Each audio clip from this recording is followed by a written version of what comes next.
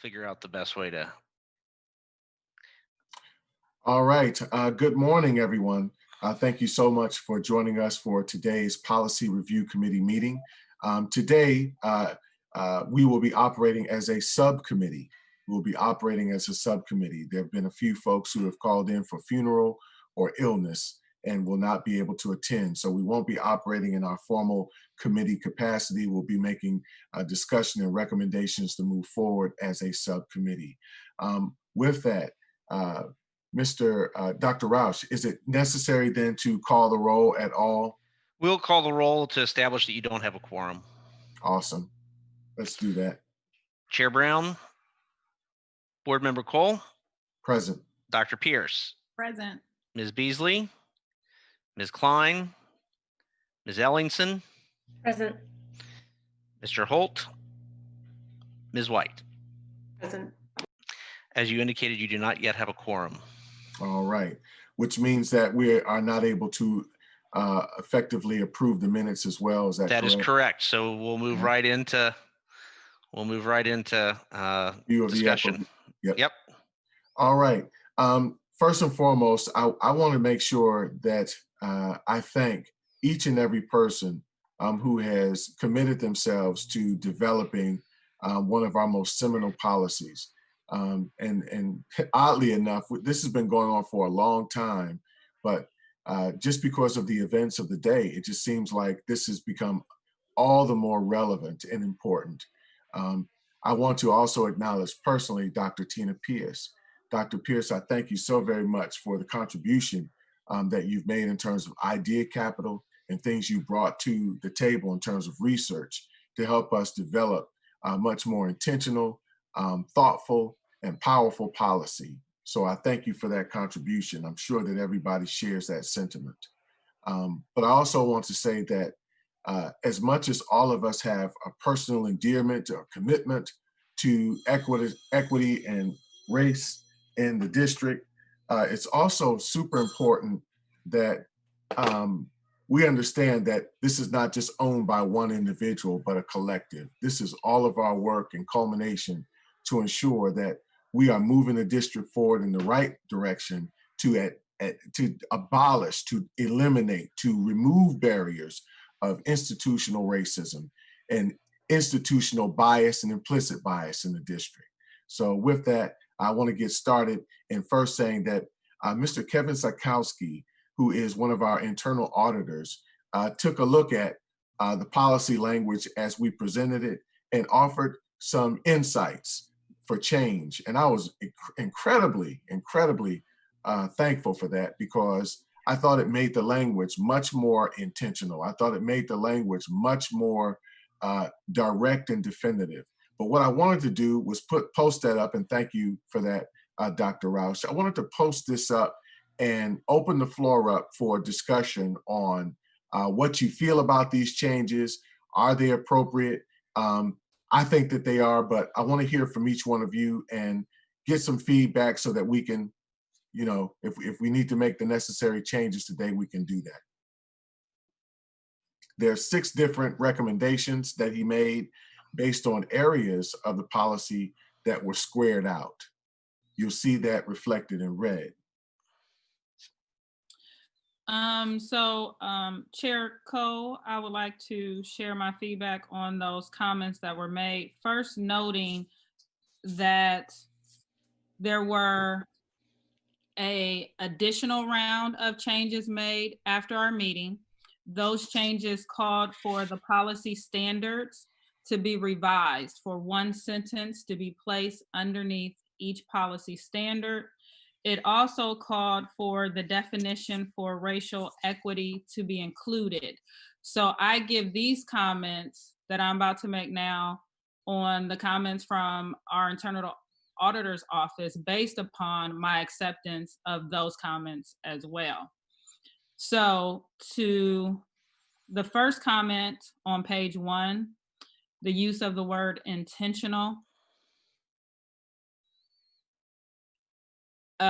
I like this addition, this change, this revision. I think the first run through, we use the word unintentional or the word unintentional was used because we didn't want to take a broad stroke, just in case there were some unintentional results that people were unaware of. But I like changing that to just reflect intentional. So I agree with the first recommendation or comment. The second comment from page 1, I'm also fine with using the word effectively as opposed to efficiently.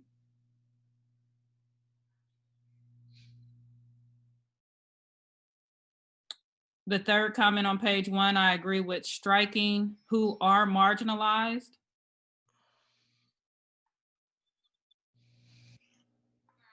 And Dr. Roush, I'm not sure if you're able to make those changes, but that sentence would then read,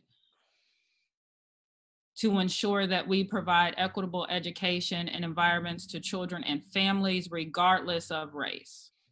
Okay.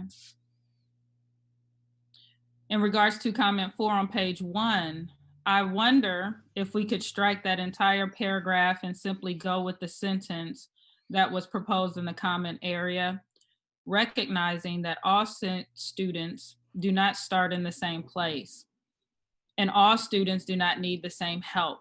Equity actively moves everyone closer to success through intentional efforts to level the playing field. Thank you for that so far, Dr. Pierce. So the recommendation for number 3 by the internal auditor was removing regardless and changing it to because of racism, as opposed to regardless, because. And I actually agree with that. So if keep, I suggest changing regardless to because. And Mr. Sankowski is on today if you Yes. have any additional questions or would like him to kind of further elaborate on anything. Thank you for that, Dr. Rouse. Mr. Internal Auditor? Yes. There you go. Yeah, that comment was really the directive, or the direction I was thinking was actually to remove that section of who are marginalized. However, if the committee decided that they did want to keep that language and keep that phrase in there, then that would be to change regardless to because. But I do think I think it's a better sentence if you leave regardless and just take out the who are marginalized, because that way you recognize that you're trying to eliminate that whole idea of people being marginalized. And my personal opinion is inclusion of that phrase kind of makes it sound like we still recognize and not necessarily are okay, but maybe subconsciously or on some level are okay with people still being marginalized. And this way we just eliminate that altogether. Okay, so the intent of that sentence is really to be to affirm our being aspirational and removing that as a barrier. Correct. Yeah. Got you. Okay. And again, I agree with that we strike that. I think that's a great insight to the wording of that sentence. And I agree. Okay. And any other feedback very quickly? Well, we stopped at number 4. Yeah. We stopped at 4, but I also wanted, I know that Kelsey and Emily haven't had any thoughts, but I'm okay with if you guys are silent and feel like everything is good to go. I thought those were really insightful comments, and what I really like is that it makes everything more active and direct. No beating around the bush, just saying what we want to say, and so I think all those comments are good. Okay. I just checking. My silence is take it as an affirmation of what everyone has said, but I would just check again. Did we want to keep regardless there, or did we actually think about switching in because? Because I'm not actually sure that So makes more sense. we can't put because then we would be saying we're providing an Yeah. equitable education because of, and then we're listing a bunch of protected characteristics. So we have to say something like, despite a protected Right. characteristic. I wanted to make sure we were not going to do that. Thank you. Now with comment 4, again, my suggestion was that we just go with the sentence that was proposed in the comments. I think it concisely gets at what Board Member Brown had in mind as he talked through why it was important for us to put in the distinction between equality and equity. I think, again, this sentence is very concise, very direct, and really gets at that. If I can elaborate this a little bit further, that sentence that I've added or suggested was in addition to some of the language you have here currently. That distinction between equality and equity, and kind of defining them in that paragraph.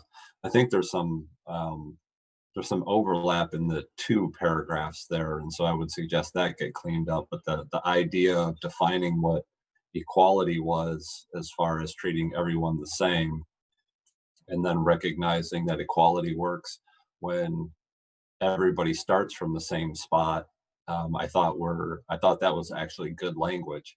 And then at the end of that, indicating that equality simply is not enough, and then going into the idea of equity and the definition and kind of how we feel about equity. And so I did like some of that language, and that's what I was referring to when you to reorder some of those sentences.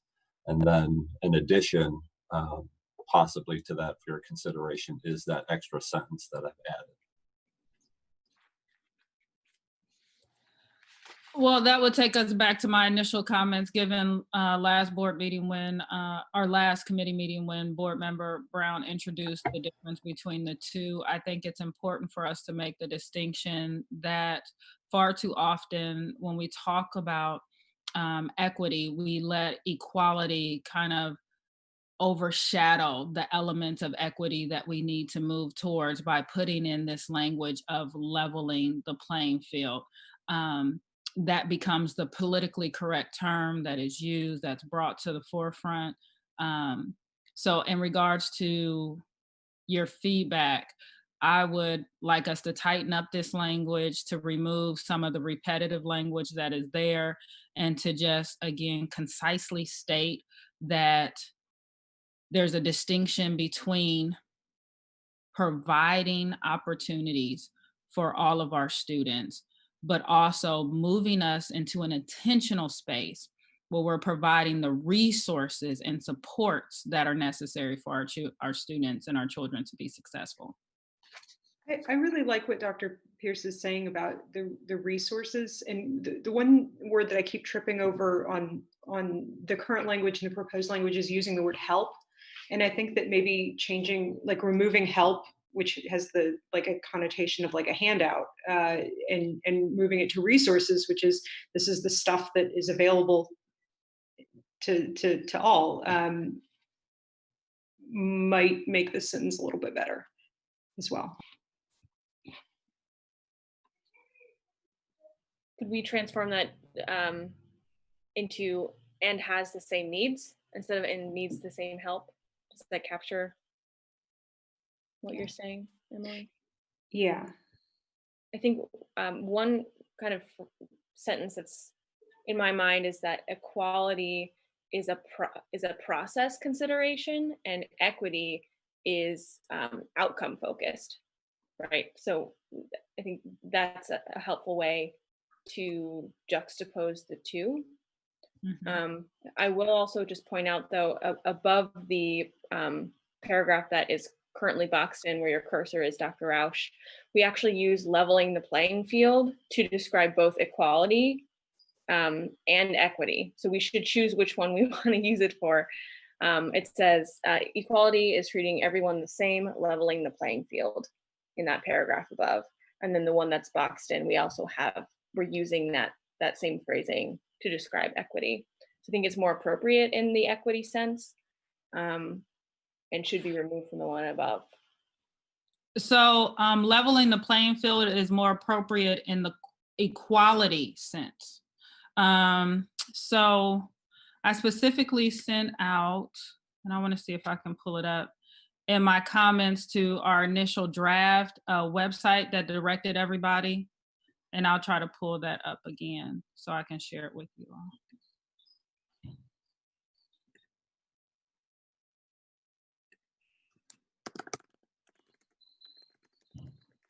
Would you like me to stop screen share, Dr. Pierce, so you can share your screen? It was in those initial comments. Is there a way that we can pull up Google Docs or to see the other comments that were made?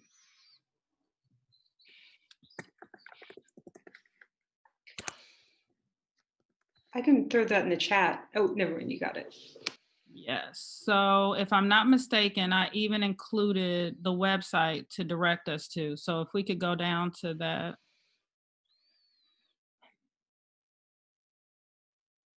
You need to go back up. You went down too far.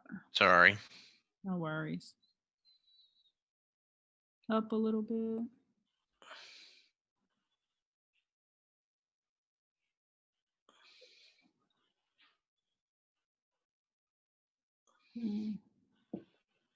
Concordance. Formatting. Can you show those initial comments? The first that where it says "Show me more."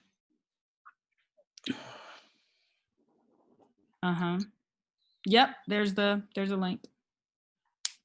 So.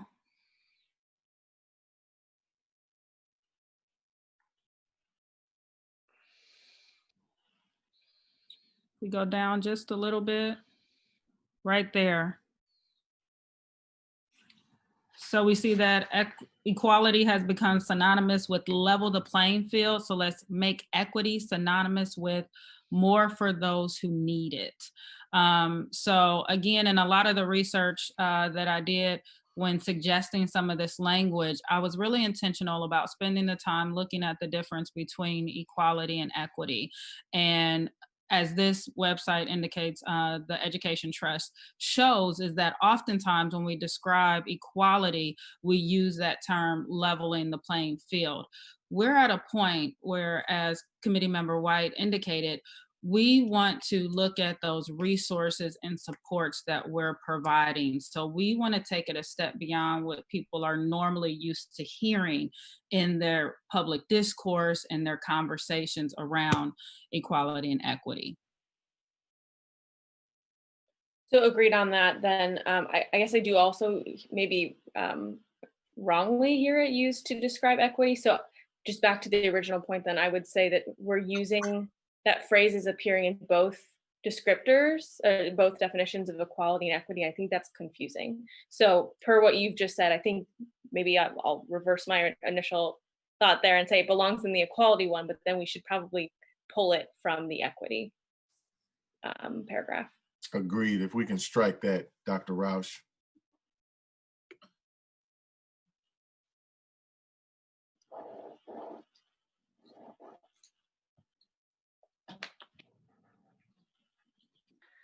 Give Dr. Roush a minute as he's locating on the Google Doc. You're fine. So we want to take it out down here. Is that right, or up? So I think if we're looking at this copy of the document, it has already been suggested that entire paragraph to be struck out. So you would have to go through and not accept the initial strikeout. That would highlight that that would highlight. So come over to there and not accept. There you go. I'm always hesitant to do that because then I'm afraid we're going to lose something good. So that's just rejecting my suggestion. So if you reject that suggestion, you'll lose my copy, but it'll go back to, there you go. We went back to there we went. Yes. So then do we want to use, The equity may appear unfair part, Fair. just that kind of bugs me a bit. I just feel like that's a little bit more defensive than we need to be on what we're trying to say here. did we want to use this phrase here? Did you want me to copy this particular phrase? I think we can just remove that whole last We sentence. can remove can't the we? whole thing. We could take Yeah. it all out. I think that aligns with the comment we received too. Can we just have equality is not enough. Equality is treating everybody the same. Equity is giving everyone what they need to be successful, period.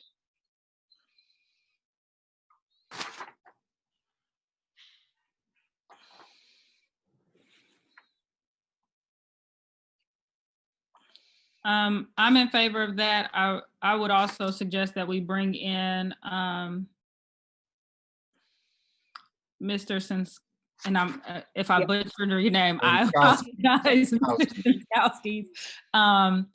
Sentencing, again, I like that sentence. I think it's concise, it's very direct, and what I feel Board Member Cole was stating, Board Member Brown was stating when he had this paragraph in mind. Just to lift up a comment that I believe you made earlier, Dr. Pierce. I think we have a section of equality versus equity below, which is sort of redundant when there was as much length in this section. So I don't think it harms the document to pare this down here, since we have that other portion below as well.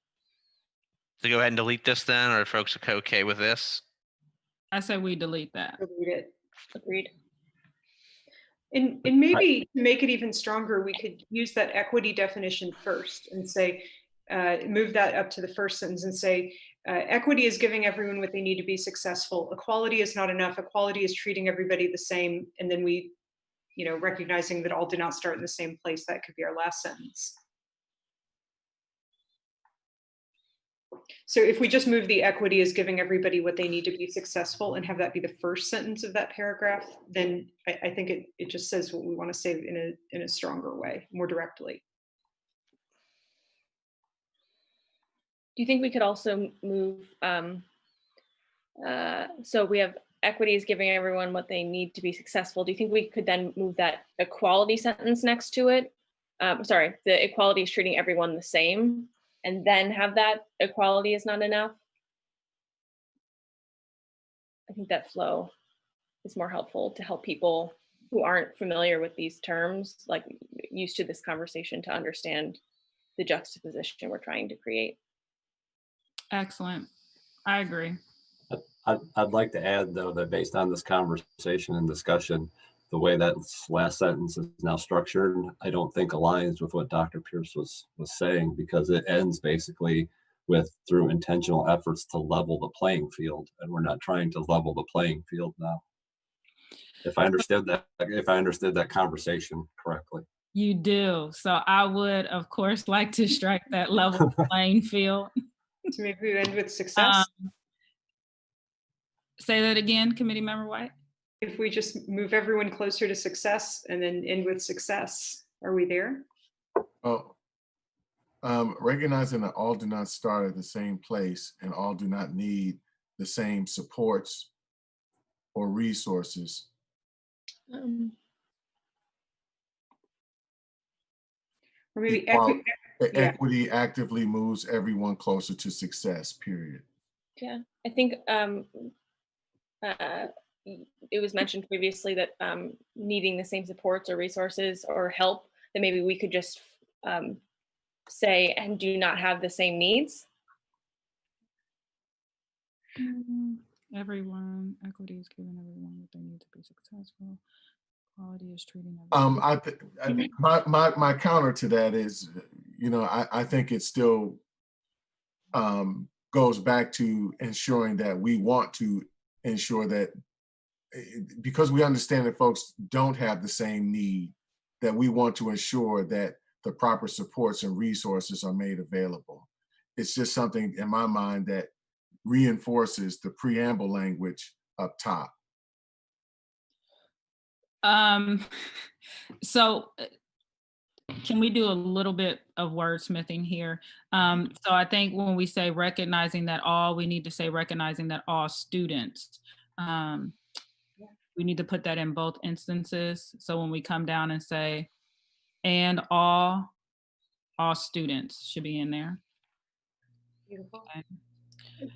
Maybe we should start that recognizing sentence by just saying the principle of equity recognized, or equity is recognizing that all students do not start in the same place.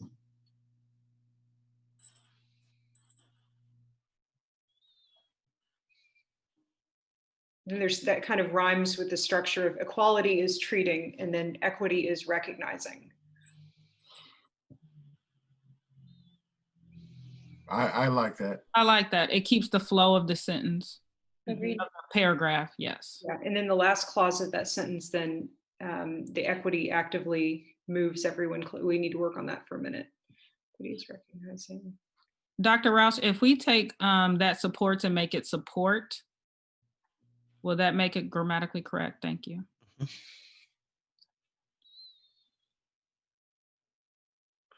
Might I suggest equity includes intentional efforts to actively move everyone closer to success?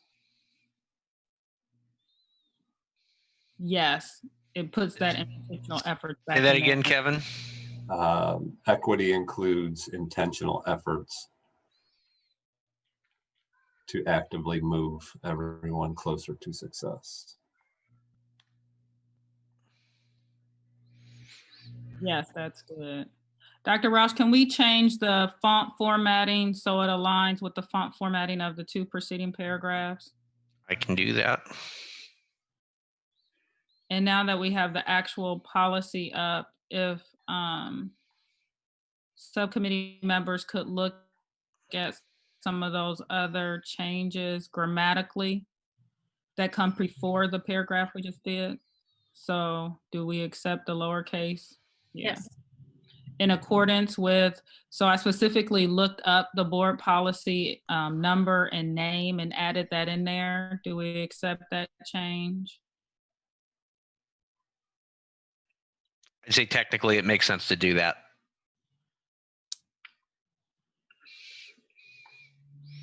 All right, there we go.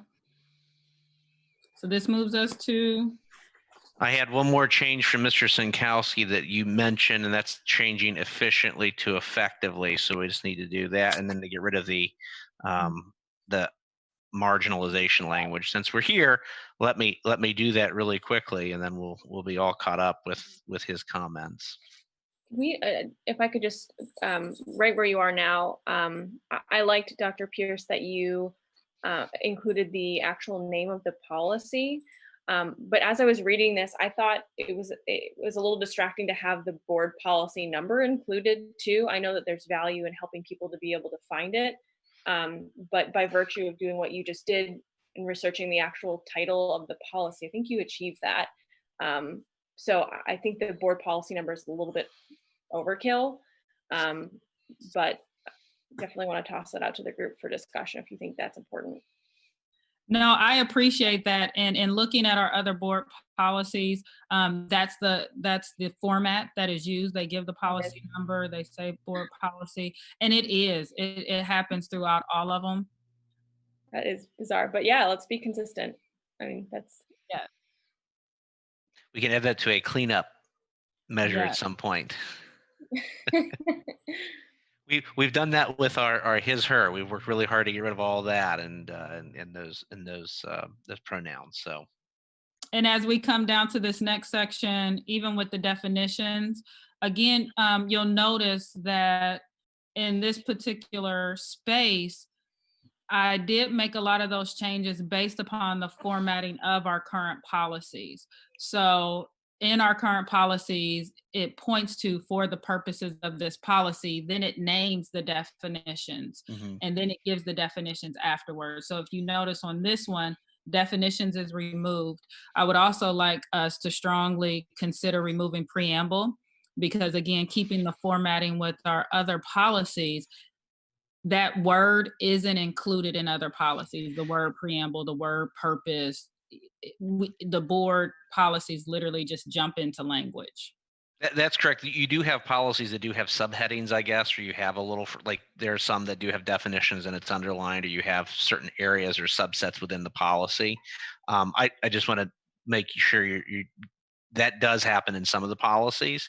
I know that Chair Brown removed because I saw the comment to get rid of preamble, and then last night he moved to put it back. So Yeah. I think he feels pretty strongly about that word. So Preamble. Well, we both feel strongly, so I feel strongly it should be. Right. and tell me how Again, just for the purpose of this conversation today, I think that's something that's still, without becoming an abstraction for this conversation and what we're trying to achieve, we can walk that up to the board when we get the last and final bite at the apple. How do you want it? How do you want it to go to the board, with or without preamble? Let's go in the spirit of what the chair wanted, with preamble, Okay. and then we can have that discussion at that time.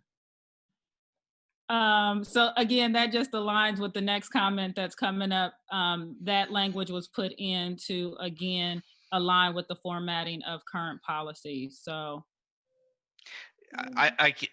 it is a matter of style. It's both ways. You can leave definitions in, you can take definitions out.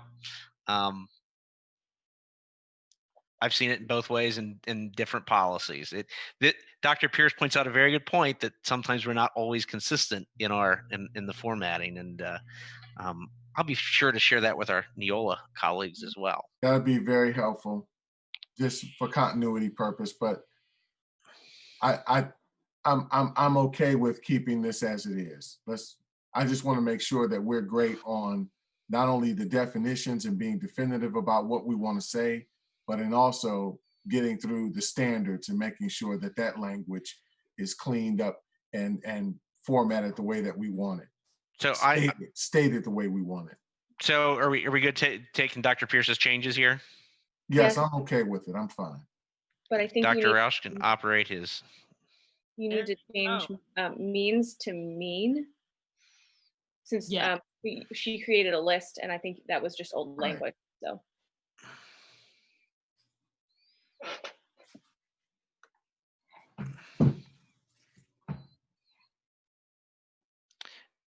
I guess I know we're jumping back and forth. Did Mr. Sinkowski have some you had some comments in the definition section as well? Is that correct?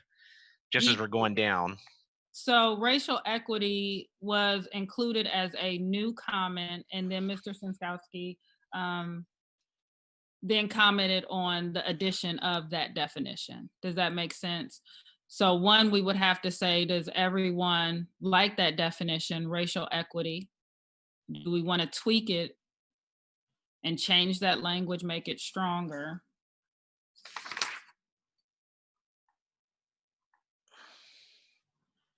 Not to distract, but I did have a missing word in educational equity, and I guess now based too on today's conversation, you may want to readdress that, because I see journey to level the playing field in educational equity. Is that meaning what it is you folks would like it to mean? And is it consistent with that conversation that we had previously? So your specific comment was there appears to be missing word, verb, like a verb. Yeah, just right there. But as I had suggested, achieve social emotional well-being. So committee member White really brought us to this point. Are we trying to say, it sounds like we were trying to maximize both academic success and social emotional well-being. So maybe we just need to switch around, add an and remove a comma. So if we're keeping leveling the playing field, then it means blah, blah, blah, rigor they need throughout their educational journey to level the playing field and maximize academic success and social emotional well-being. Yeah, if that was the intention, was that those two go together, then yeah, I think that's what you achieve with removing the comma. Mm-hmm. So remove the comma after field and add an and there.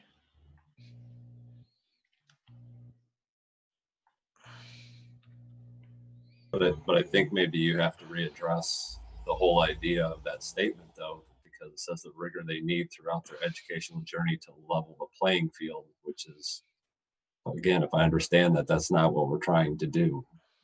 We're not trying to level the playing field, because level the playing field equals equality, and we were going for equity. Mhm. Again, Committee Member White brought us to this point with making sure that we focused on maximizing academic success and social emotional well-being at the same time. So I don't want to kind of overstep what her thought process was, but what if we were to say that sentence to read, every student has access to the opportunities, resources, and educational rigor they need throughout their educational journey, including for maximizing academic success and social emotional well-being. So Why we would take it out just the be, level of playing field and say for or wow. How do we feel about that?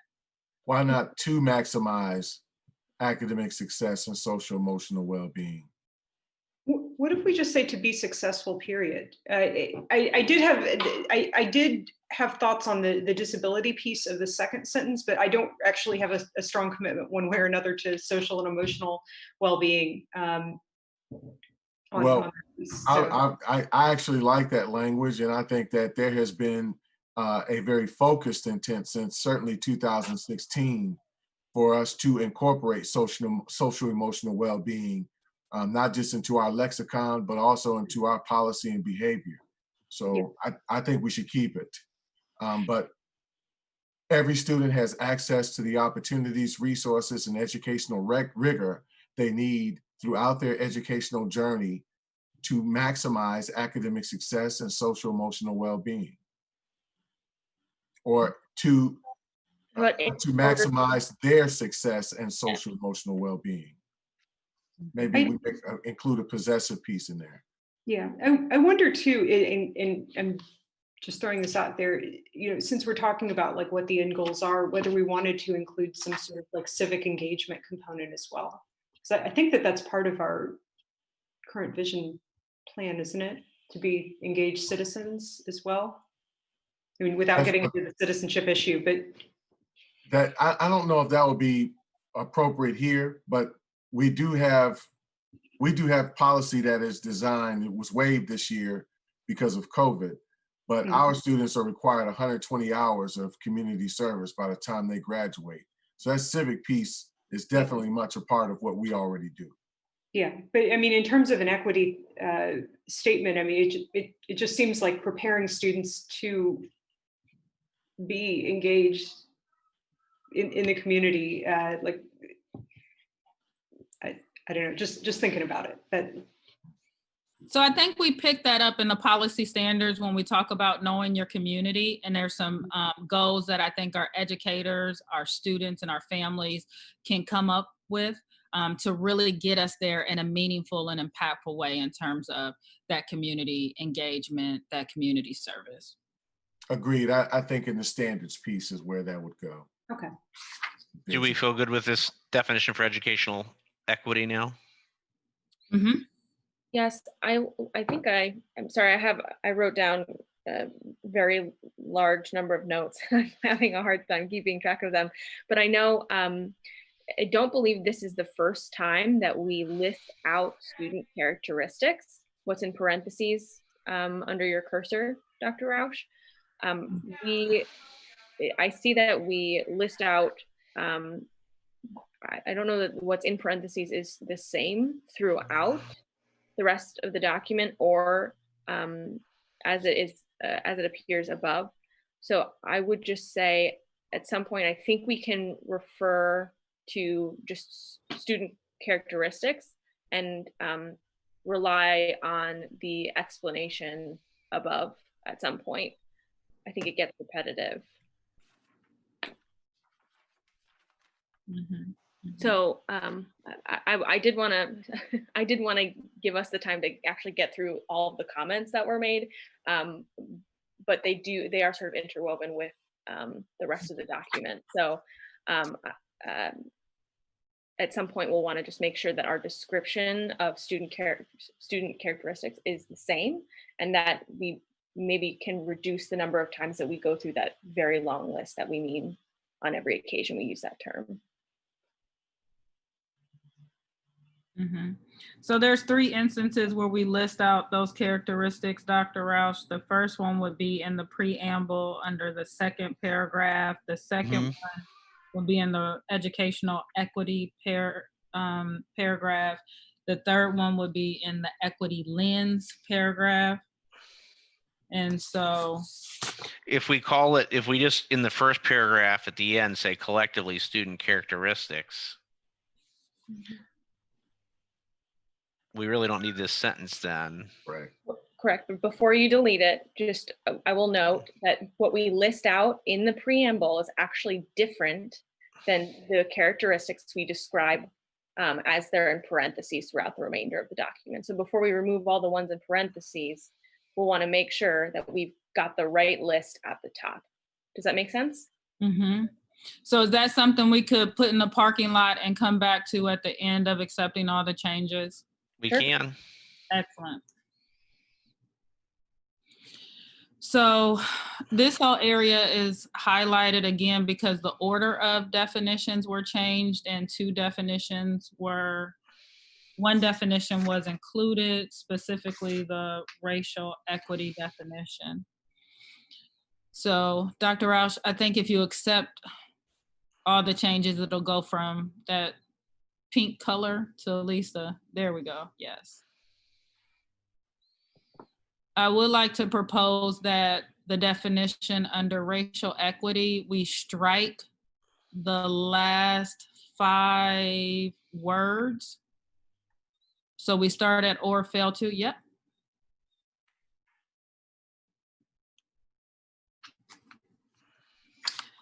Then Mr. Swiskowski indicated that we should separate this definition into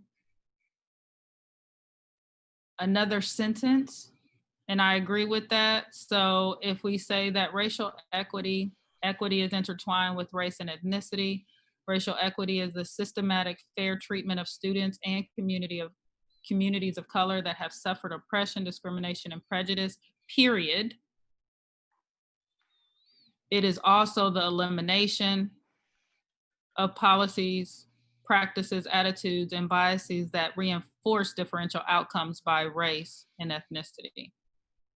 How do we feel about that? I like that. So that captures both of our comments.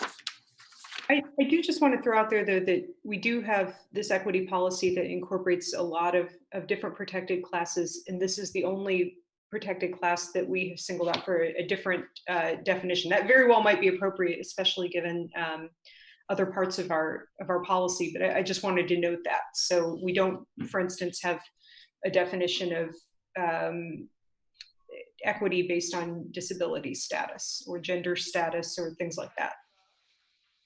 And I appreciate that. I think in our initial meetings when we discussed that, I was on board with you and said, you know, let's just make sure that this policy spoke to equity.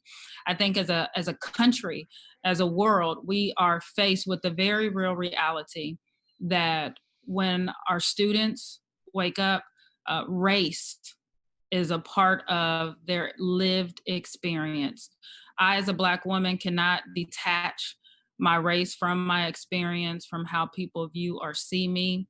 The very real realities that our students are walking out into a world where they can be shot for jogging, where they can be shot for having a tail light out, where the police can be called on them when they are bird watching, I think points us to the fact that race rises to the occasion, that we need to be intentional with actions to acknowledge, 1, that race matters, and to 2, acknowledge that we need to take actions, real meaningful actions, to ensure that the impact of race doesn't negatively hinder the opportunities that our students have. So for me, it was important to come back to this piece and to include it in.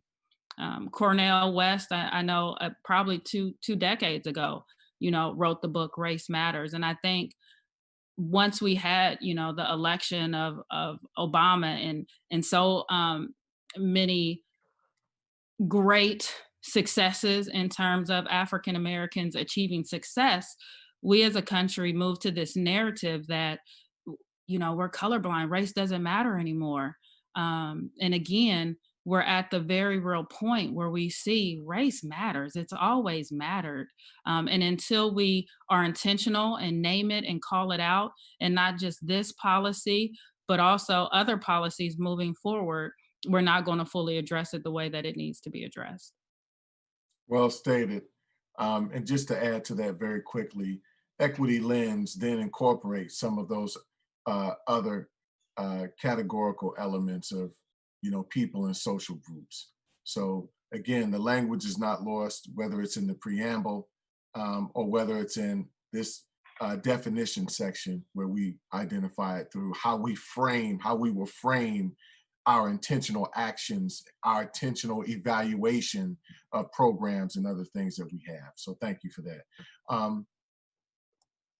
So everybody's in agreement on, and can we have that biases that reinforce differential outcomes by race and ethnicity?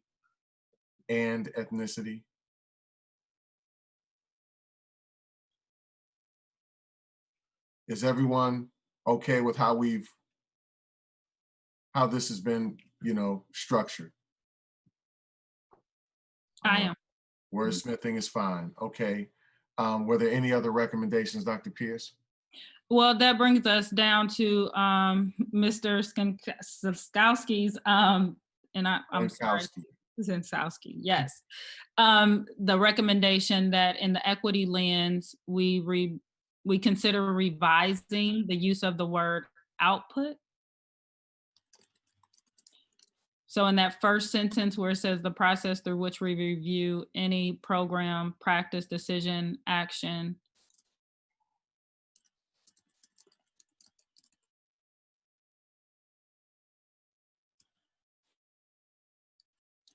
Certainly feel free just to call me Kevin. That would be fine. Kevin or Coach K. We know there was only one Coach K, but we're going to give it to you.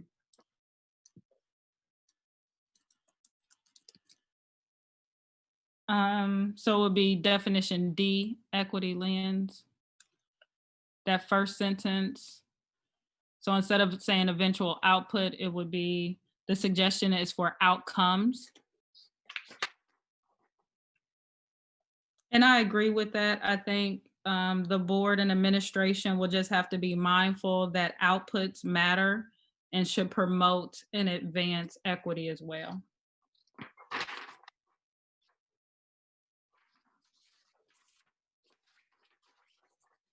All right, and this one addresses the sixth recommendation, yes? Correct. And I cleaned up the grammar before there so that we had subject verb agreement and such. So thank you for that. And I saw it. Now are we prepared to move down to the red language here? Yes. All right. To achieve educational and racial equity, Columbus City Schools Board of Education, district administration, and school-based staff are committed to the following: prioritizing racial justice. And these are our standards, yes? Yes, and that first one is a new addition. Again, given what we're dealing with in our country and world, that was added in. So that was not in our previous read, the prioritizing racial justice. That is a new addition. Other than that addition, all the other standards are the same and have been pared down to one sentence.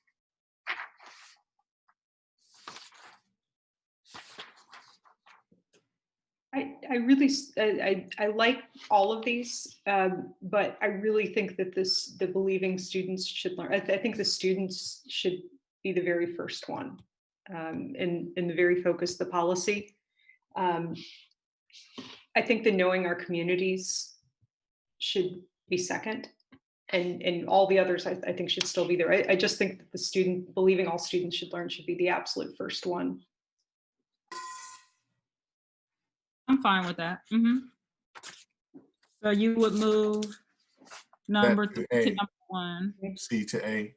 Yeah.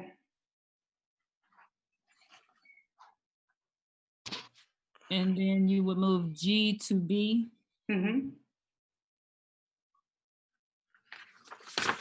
Or F, the knowing our communities. F.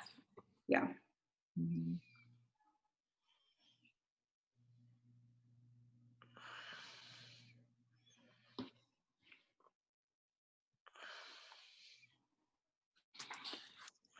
Then you need to pick up prioritizing racial justice. That's the title for your next definition. So you need to go back to A, pick up prioritizing racial justice at the end of the sentence. So pick that up, cut that. Let's see. And where you see as a school system, so up, back, yep, put a space there. That's your definition for, or that's your standard for prioritizing racial justice. Yes, so that becomes C. Why is it?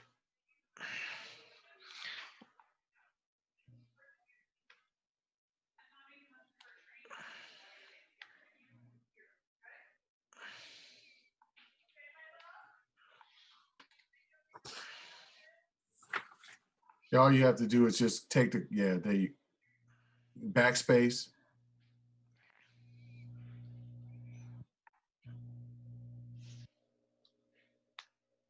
There you go. You want to take that period off of justice. Yep. Stylistically, did you want me to bold these Yes, for the please. final version? Yes, please. I think that would be appropriate.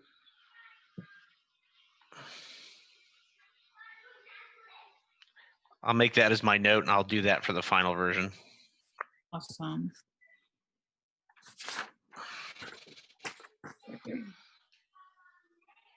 Were we all okay with those definitions now? They're more concise and shorter. I still have the original for you, Dr. Roush, if you want. Thank you. Yo, please, please. Yes, yes. I don't think we're going to lose those. Those were well done. Very well done, but this is 7th grade and lower appropriate. Are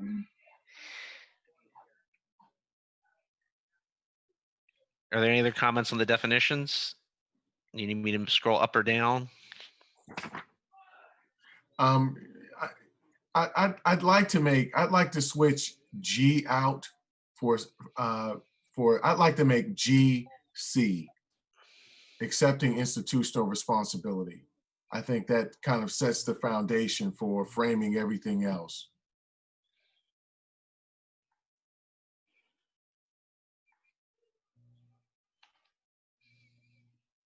I agree, that's good.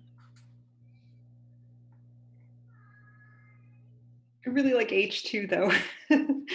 Every time I look at them, I find a new favorite. So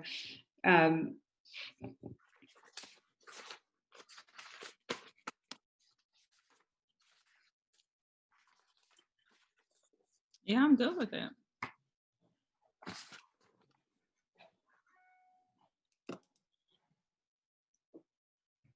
All right. Okay, so it is 9:30. It's not, well, 9:28. If we are good with how this language has been developed, we're able to move to implementation. The superintendent will provide an annual equity report to the board describing how our district is performing on a variety of equity outcomes, including but not limited to attendance, discipline, student movement. Wouldn't that be mobility? Would that not be mobility? Mm-hmm. Thank you. And academic growth. In addition, the superintendent shall annually. Let me cough for a second here, but your thoughts about this language moving forward in terms of priority, in terms of what is included or what is not included? One of the major suggestions in this particular element is that we consider striking strategic and just go with plan.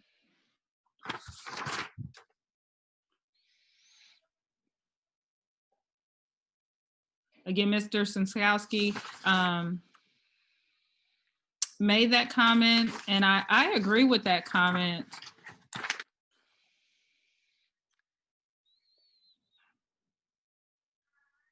As he states, developing a strategic plan is quite an undertaking.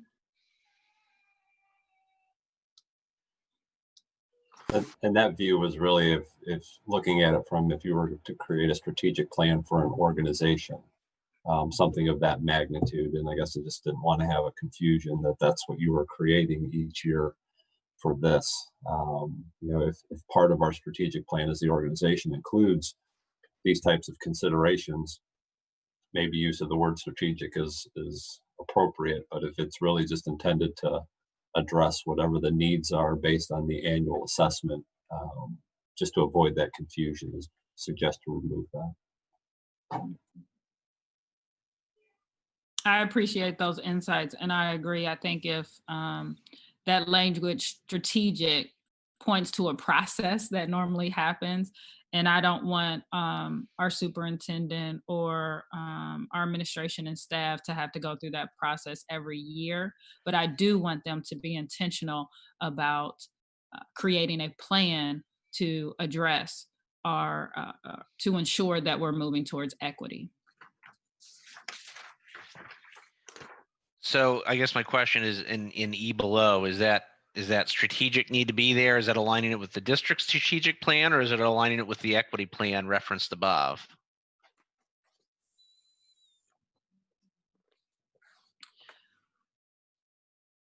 So I would like to keep that strategic there because we do, and we should always have a strategic plan that is guiding the work that is being done. However, in the particular instance of the superintendent annually reporting to us, it does not have to be a strategic plan. Just wanted to clarify. Thank you. Yes. For section B, develop a plan that addresses the specific equity needs identified by the equity assessment, including the need for training and programming. A thought just came to mind in terms of including the need for staff and vendor training and programming.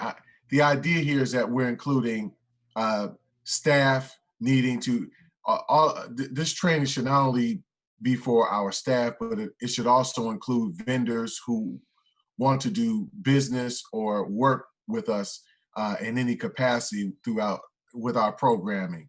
And I'm specifically thinking about the police. I'm specifically thinking about that police contract and any other vendor contracts that we have where the appropriate need for understanding restorative practices or things that are very much now the CCS way.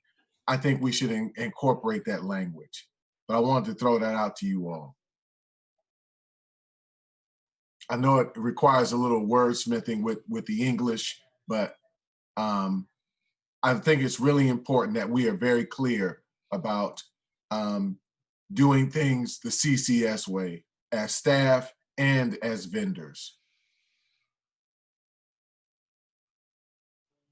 Well, one question here, do we need both training and programming to appear here? I feel like using the word training alone captures the intent of this phrase, and removing an and another word might simplify it. So if we did something like including the need for training for staff and vendors. Okay, and then comma, programming and identity specific, so like that. So your statement and then a comma after that that then goes into programming. So I was going to say we could remove the word programming because we're getting at training, and training would probably include programming. So I thought you could achieve it by just removing programming. Could I just add very quickly before we strike programming? With programming, what we have in mind is there's also work that has to be done at the student level. We want to ensure that there's programming in buildings where students are learning to value diversity, to work towards true, authentic inclusion. So students don't necessarily move into training, students move into programming. Staff would then get the training.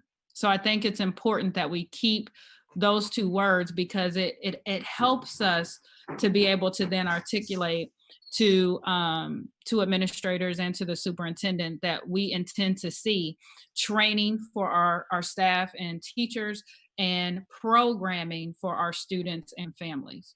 That's an important clarification, and I really like what you just did in the document, Dr. Rausch. Are there any other specific things though that we also want?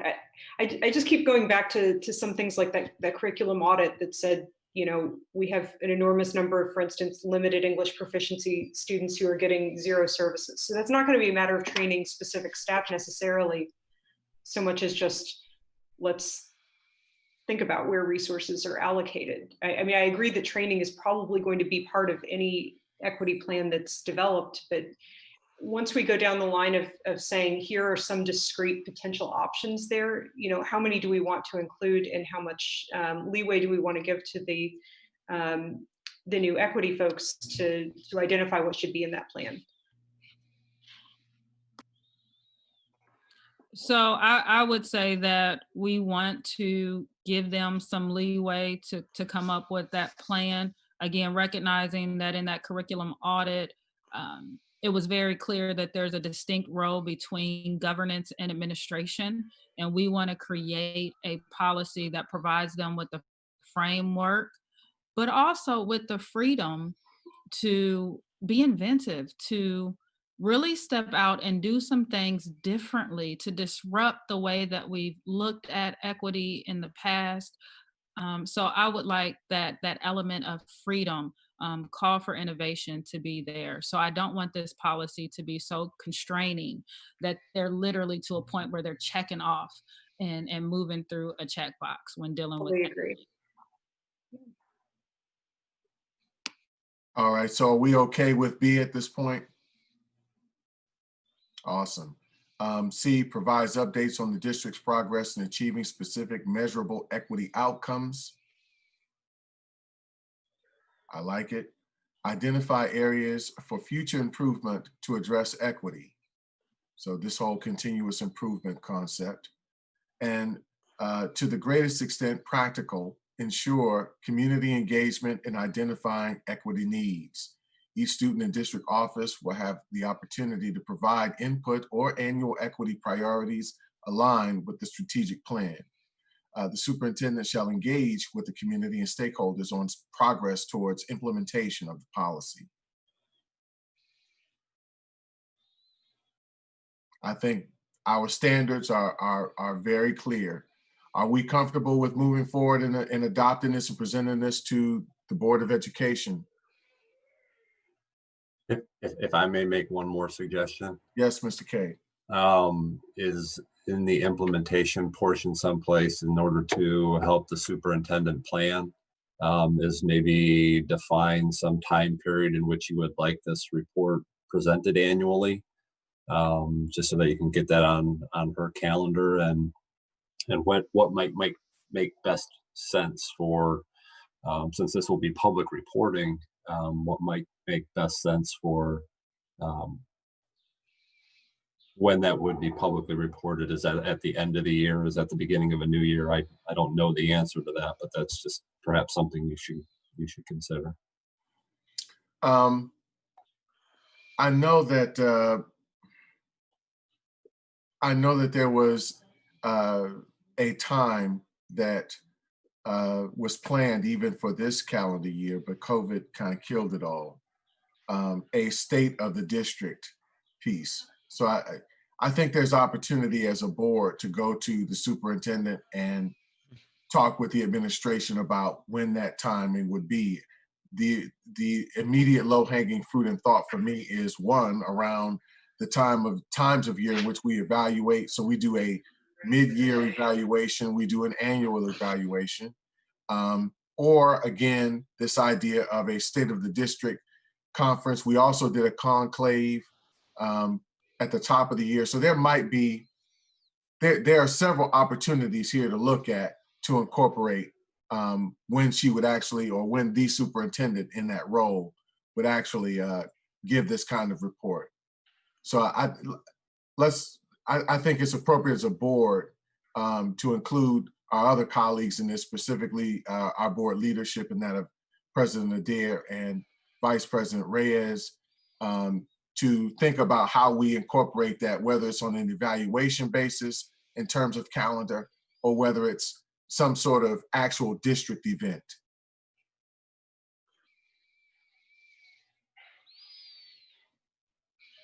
All right.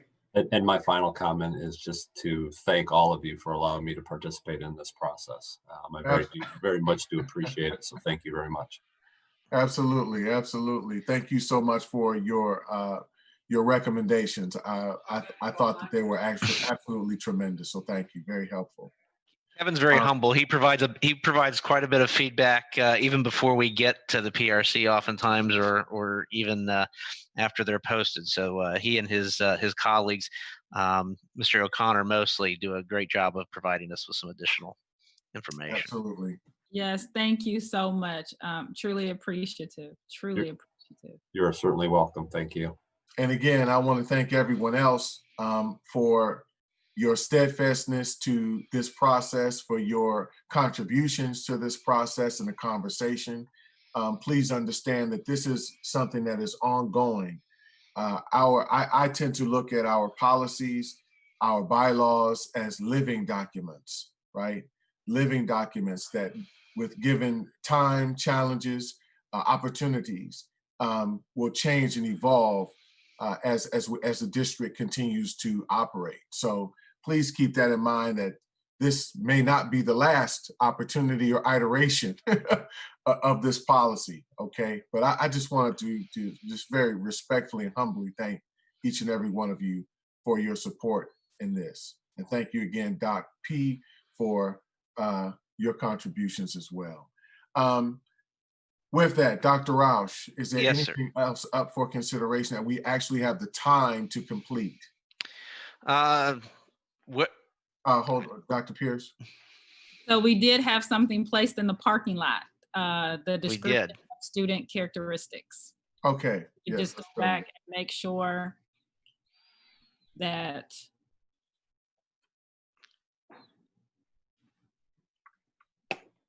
So here was the list of characteristics.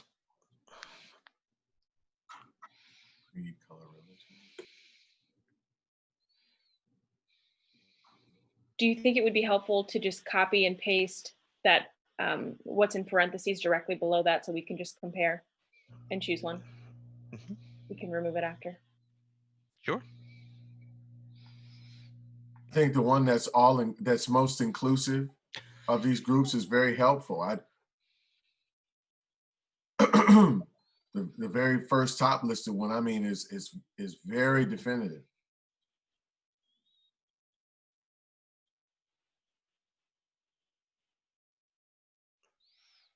You have family structure here.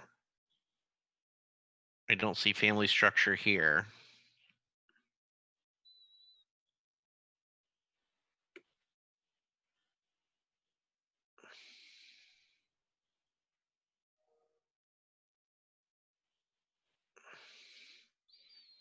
We say economic status here, not socioeconomic. Right, that was one. Do you want to say does the committee wish to say socioeconomic? I think economic status is good enough.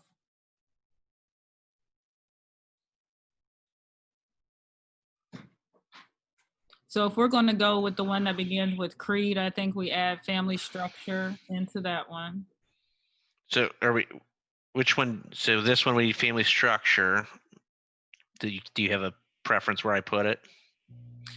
The second one seems more inclusive, or more like there are more groupings laid out than our first one. Yeah, I'm sorry, because sometimes you move the screen and then I see something I'm sorry. that I saw at the top that I'm thinking was at the top, but it wasn't at the top, it was at the bottom. So This one here that you have outlined, to me, is all inclusive of everything. I think it does a wonderful job of highlighting. So that's what's up in that second paragraph above. I took Ms. Ellingson's suggestion and copy and pasted. So this is the one that's up above. Mhm. If we like this one, then what I had done was I simply called it collectively student characteristics. So to her point, where you put it anywhere else, you just use that phrase as opposed to having to reprint the entire list. Well, hold on, because there's a couple of that we left out. So if we go back down to Please. that second one, let's put Yep. language in there. We don't have language in there.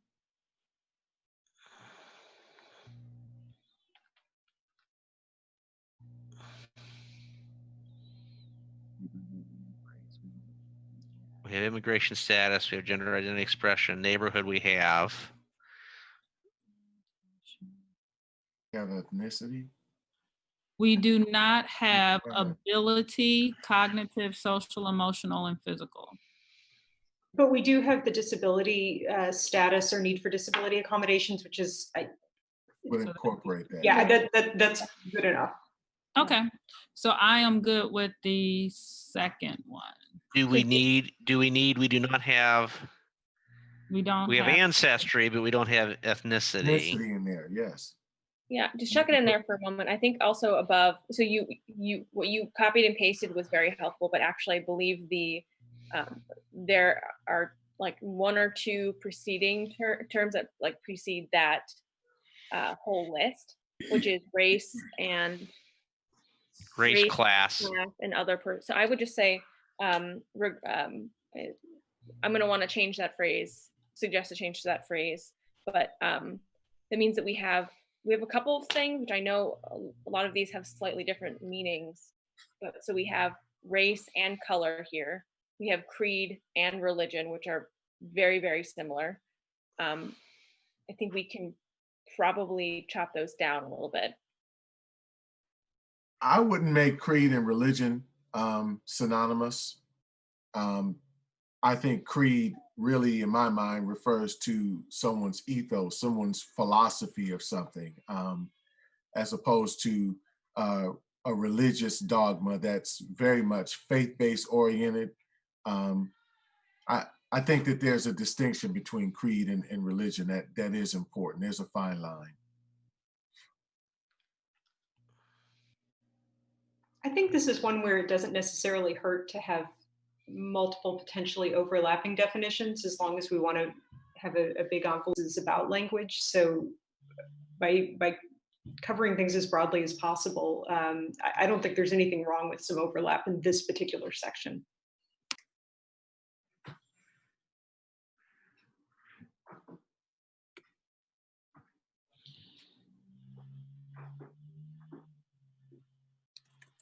I thank you for that comment, Mr. Hayes. But again, I will gingerly push back on you to say that I think that creed, as much as it could be related to a religion, I still think it's a fine line where, to your definition, where a set of beliefs that guides one's actions. A creed can be, I mean, for the Communist Manifesto was a creed. It had nothing to do with religion, but it was a creed. So a political dogma could be a type of creed if it guides your actions or thoughts. So I think, again, to support Ms. White, I think including that it's okay. But I thank you so much for that feedback. Regardless, I thank you for that. Dr. Roush, where we have gender, and I'm not sure which one we're going with now, but I like the gender identity and expression as opposed to just gender. So if we could put gender identity and expression.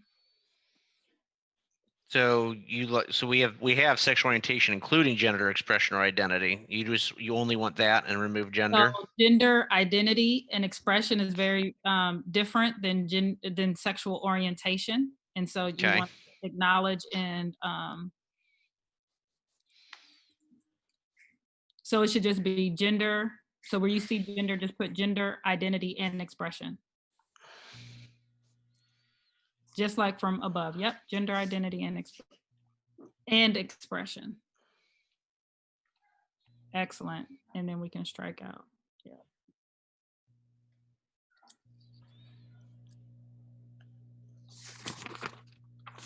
So then the list that you have is race, class, creed, color, religion, ancestry, national origin, immigration status, age, ethnicity, economic status, family structure, gender identity and expression, sexual orientation, language, pregnancy status, marital status, physical appearance, disability status, need for disability related accommodations, or neighborhood.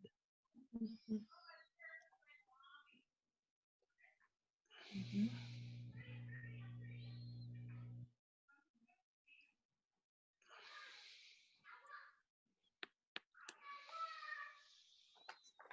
I'm Yeah. comfortable with it. Comfortable with that. Yeah, I'm comfortable with it. I won't make a big deal of economic status and class.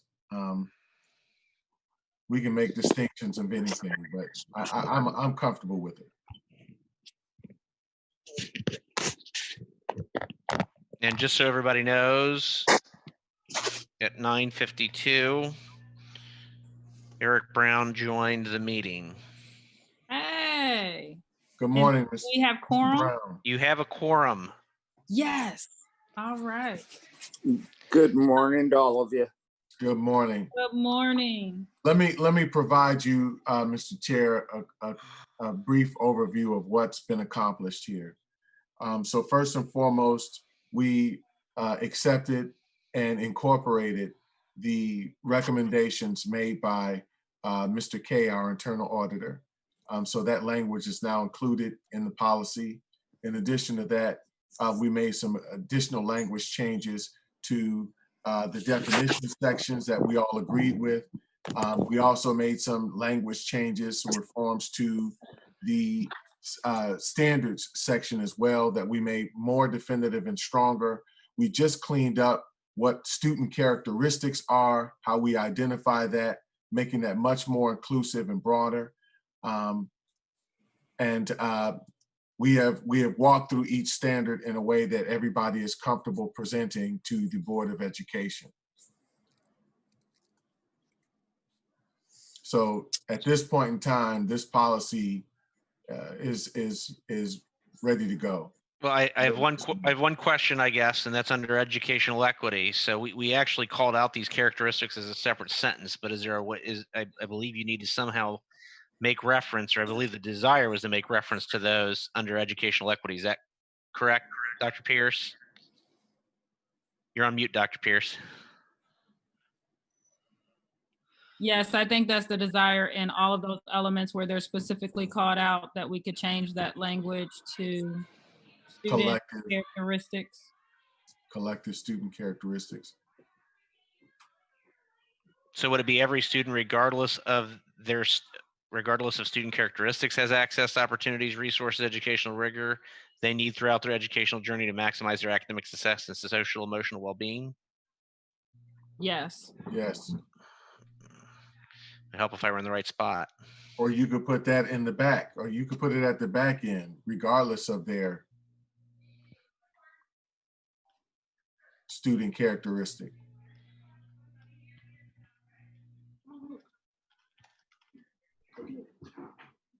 Oh, wow. She has babies. You should take a picture.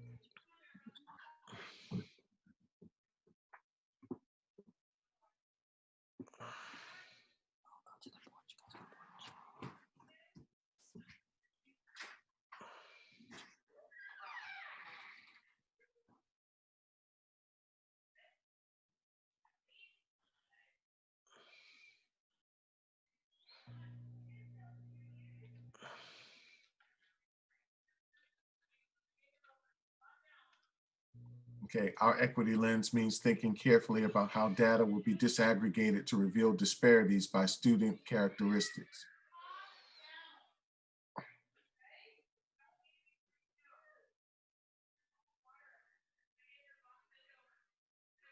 I think it's important to leave that sentence that follows in some cases. Yes, Mhm. yes. Thank you. I think that's an awesome example of that.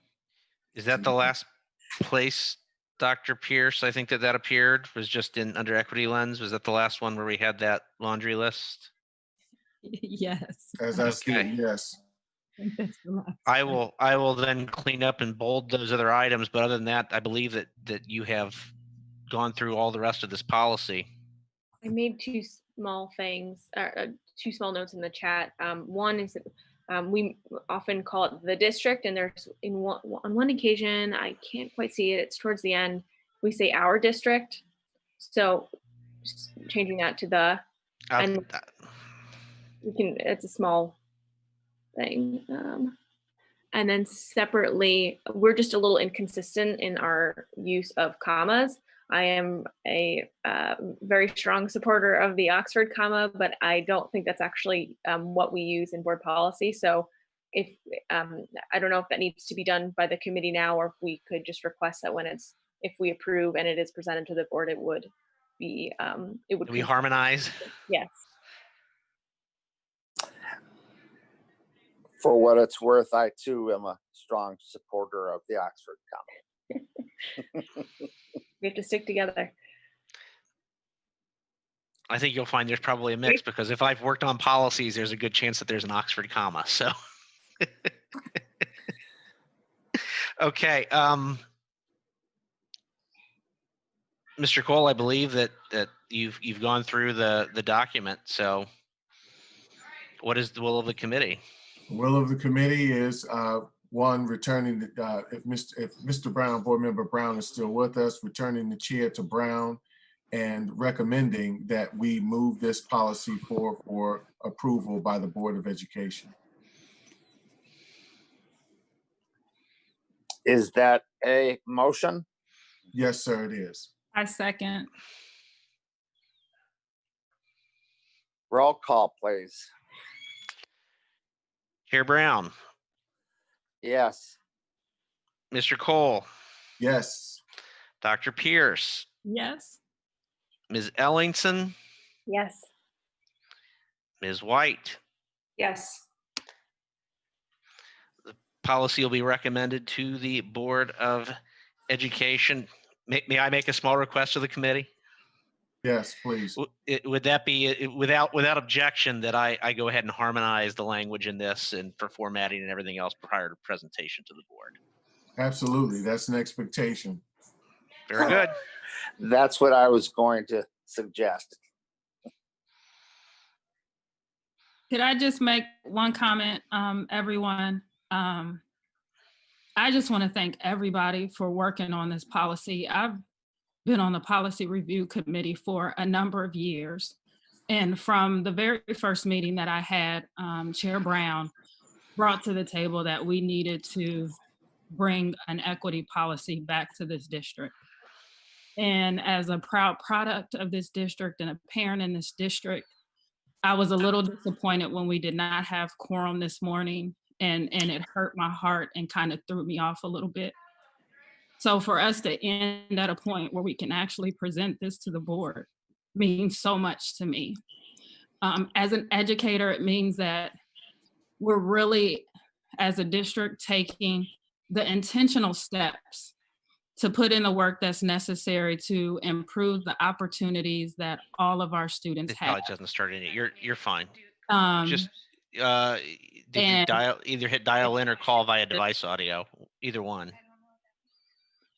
It's just so important that, Here, do this. sorry, Dr. Roush. It's just so important that we continue to do this type of work. This is the tough work that people don't get to see when they read newspapers, or that people get to see when they get the snippets of what's on the news, the work that we just did this morning, the back and forth and the wordsmithing.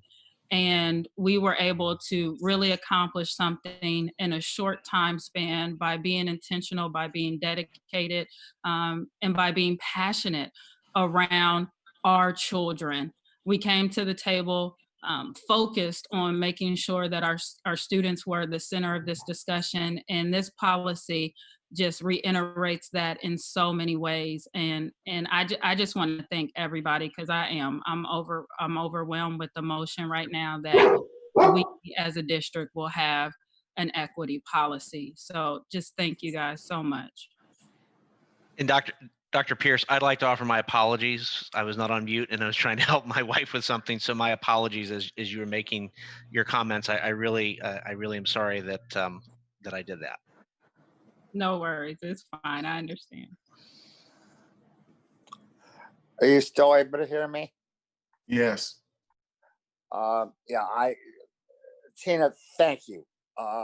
Really appreciate your comments, and I know how hard you and everybody on the committee worked to get this shaped up nicely.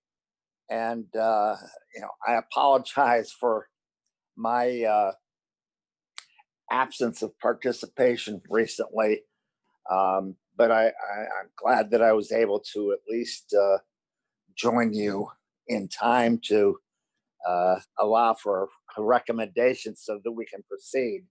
I have just lots of confidence in this committee, and it's because of that, because of all of you.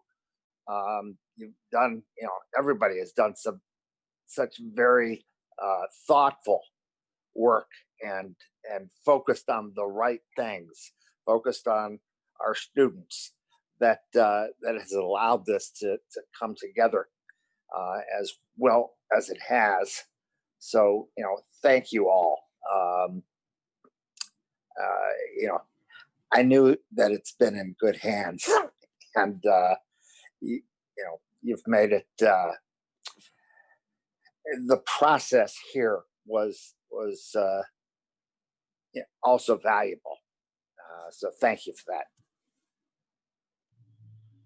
I can just chime in, Dr. Pierce.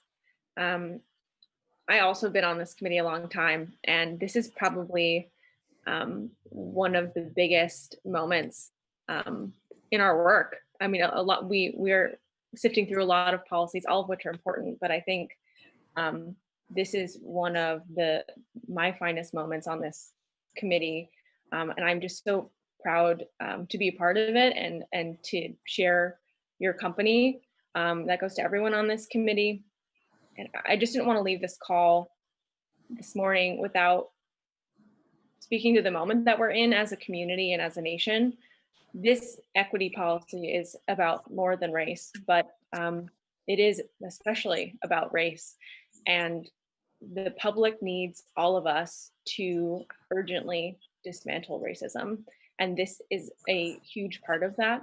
We know that conversation isn't just about police departments or how our financial institutions work.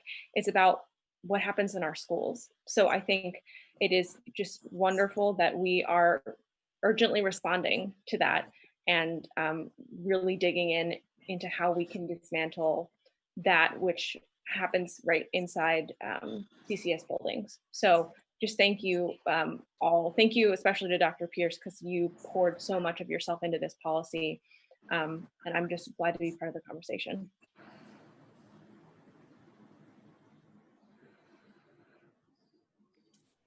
Well, if that concludes, is there a motion to adjourn? I motion that we adjourn. Second. Dr. Roush? Chair Brown, Yes. Mr. Cole, Yes. Dr. Pierce, Yes. Ms. Ellingson, Yes. Ms. White, Yes. you're adjourned. Thank you all. Thank you all. Thank you. Thank you. All right. Have a wonderful day. Thank you all. Thank you. And get healthy. Stay well, Eric. That's the plan. I heard that. Yes, I did. Yes, get healthy, stay well. Thank you. All right, brother.